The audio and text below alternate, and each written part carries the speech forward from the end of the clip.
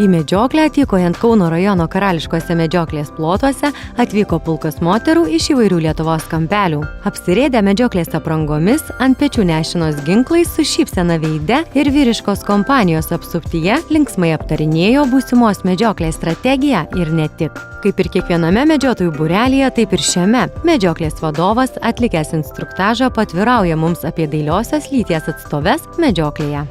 Su moterim lengviau, nes jos labai uoliai viską žiūri, labai kruopščiai viską daro. Aišku, daugam keista, kad moteris yra medžiotojas, bet manau, kad tai atgaivina mūsų vyrišką kompaniją. Moterys be vyrų draugijos vysta, o vyrai be moterų kvailėja. Šią tiesą pripažįsta ir užkietėjęs medžiotojas Gytis. Visada tai būna, ne?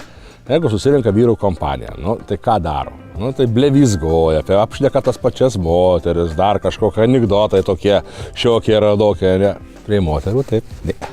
Ir kaipgi nemylėti moterų, kai šios atvykę į medžioklę nukloja stalą vaišėmis. Šernienos paštetus, stirnienos dešrytę ir pasistiprinę pačios, drūčiai pasotinę būrelio vyrus, moterys draugiškai patraukia medžioklėn.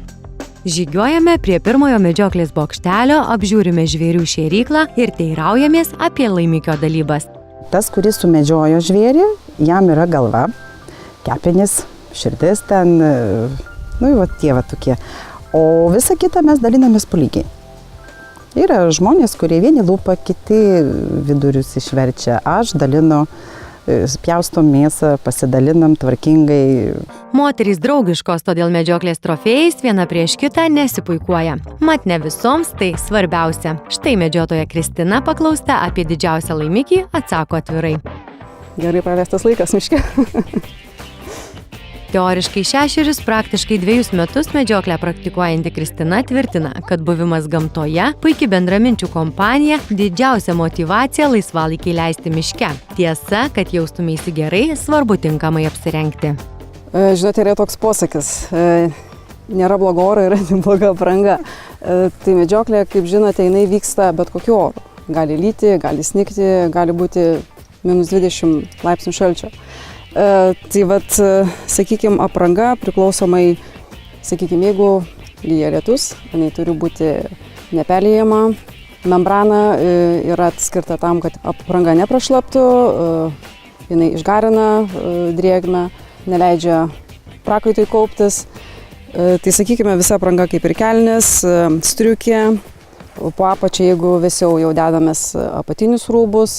Vėlgi yra bliuzonas, sakykime, kuris nepraleidžia vėjo, tai vėlgi jūs sėdit, kad ir nelyja, nesninga, bet didelis vėjas, jis jau, vėjo nepraleidžia.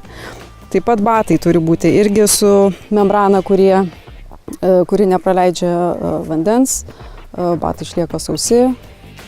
Tai viskas, taip sakant, visi šie niuansai lemia jūsų komfortą, patogumą. Jūs tiesiog sėdite ir laukiate savo žvėries. Jog tinkama apranga kokybiškos medžioklės garantas, ginčytis nedrįstame, bet yra tai, kas mus išties nustebino.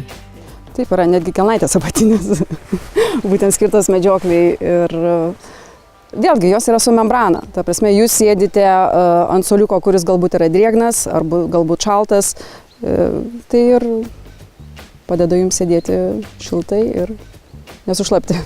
Pasirodo, kad šiuolaikinės medžioklinių drabužių mados tendencijos išgyvena aukso amžių, todėl moterys, norėdamos išsaugoti savo moteriškumą, tai gali padaryti ir medžioklėje. Jūs galite rinktis modelį. Ar jūs norite atrodyti, sakykime, šiek tiek moteriškiau, tai gali būti liemenuota striukė. Jeigu jūs norite atrodyti, ta prasme, jaustis, nežiūrint į vaizdą, tiesiog būti šiltai, tai bus jinai tiesiog storesnė, galbūt ilgesnė. Tai vaizdas galbūt nukentės, bet jūs jausitės šilčiau.